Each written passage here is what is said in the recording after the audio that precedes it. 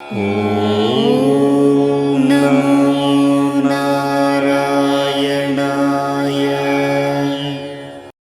லட்சுமி கடாட்சம் நேயர்கள் அனைவருக்கும் வணக்கம். நாம் இந்த பதிவில் சேக்கிழார் பெருமானை பற்றி நாம் பார்க்கலாம். இதுவரை எத்தனையோ பதிவுகள் பார்த்து விட்டோம் வெவ்வேறு தலைப்பில். இன்று சேக்கிழார் பெருமான் பற்றி நாம் பார்க்கலாம். சேக்கிழார் பெருமான் யார் என்றால் நமக்கு பெரிய புராணம் அருளியவர்.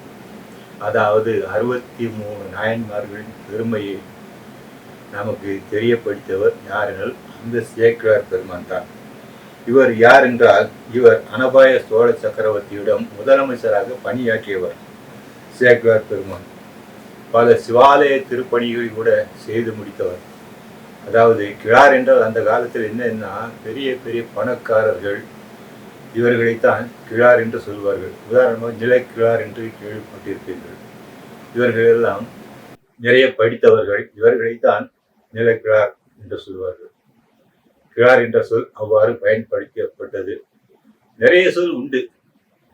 அந்த காலத்தில் உள்ள சொற்கள் இப்போது நடைமுறையில் இல்லை. இதுபோல் நிறைய சொற்கள் உண்டு. சொல்ல போனால் உடையார் என்ற சொல் அந்த காலத்தில் 1000 வருடங்களுக்கு முன்பெல்லாம் பார்த்தால் அது கடவுளை தான் குறிக்கும். எனவேதான் ராஜராஜ சோழன் தான் கட்டிய அந்த பெரிய கோயிலுக்கு அந்த மூலவர் சிவபெருமானுக்கு பிரகதீஸ்வர பெருவுடையார் என்று திருநாமம் வைத்தார். அதுபோல் நிறைய சொற்கள் இப்பொழுது வழக்கத்தில் இல்லை. இதெல்லாம் அவுட் ஆஃப் டேட் ஆயிட்டு. சரி, எனவேதான் இவர் நிறைய சிவாலய பணிகளை செய்தவர். எனவே இவர் சேக்கிழார் என்று அழைக்கப்பட்டார். இவர் 12ஆம் நூற்றாண்டில் தொண்டை நாட்டில் உள்ள குன்றத்தூர் என்ற ஊரில் பிறந்தவர். ஏராளமான இலக்கியங்கள், புராணங்கள், இதிகாசங்கள் எல்லாம் படித்து நன்றாக அறிவு பெற்றவர். இதிகாச அறிவு சரி, புராண அறிவு சரி, எதுவானால் இலக்கியம், இலக்கணம் முதலிய எல்லாவற்றிலும் நன்கு அறிவு படைத்தவர். மிகவும் சிறந்து விளங்கியவர். இவருடைய திறமை அந்த அனபாய சோழ சக்கரவர்த்திக்கு தெரிந்தது. எனவே அவரை முதலமைச்சராக அழைத்து கொண்டு விட்டார். அவரிடம் வேலை பார்த்து வந்தார். சேக்கிழார் பெருமான் மன்னரிடம் அந்த 63 நாயன்மார்கள் வரலாறு, அதன் பெருமை எல்லாம் எடுத்து கூறி வந்தார்.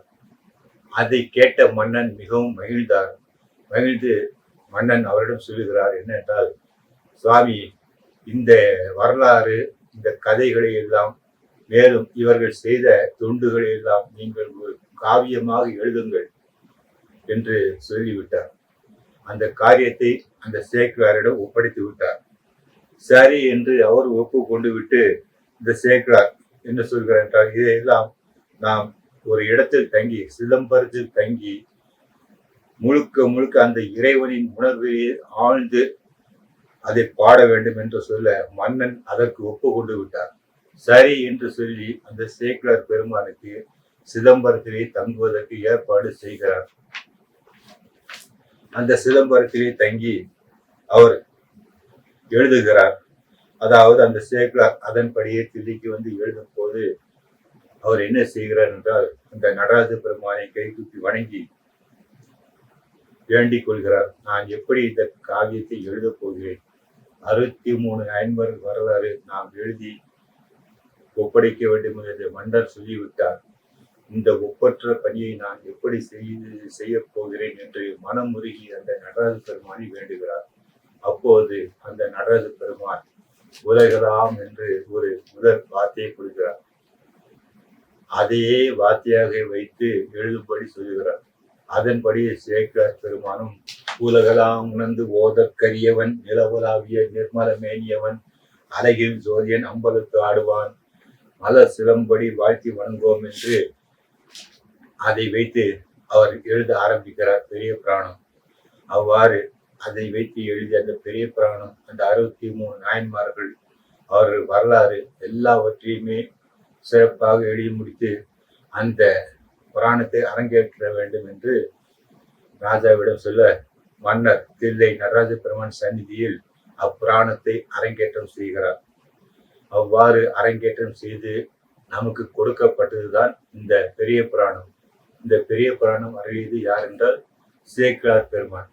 சேக்கிழார் பிறந்த நாள் எப்போது 10 ஜூன் 10ஆம் தேதி, ஜூன் மாதம் 10ஆம் தேதி, வைகாசி மாதம் பூச நட்சத்திரம் இவருடைய நட்சத்திரம். வைகாசி மாதம் திங்கட்கிழமை.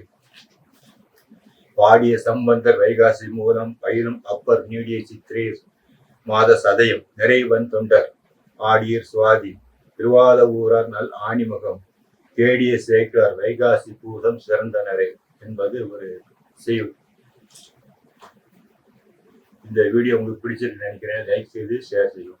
மறக்காமல் சப்ஸ்கிரைப் செய்யும்படி கேட்டுக்கொள்கிறேன்.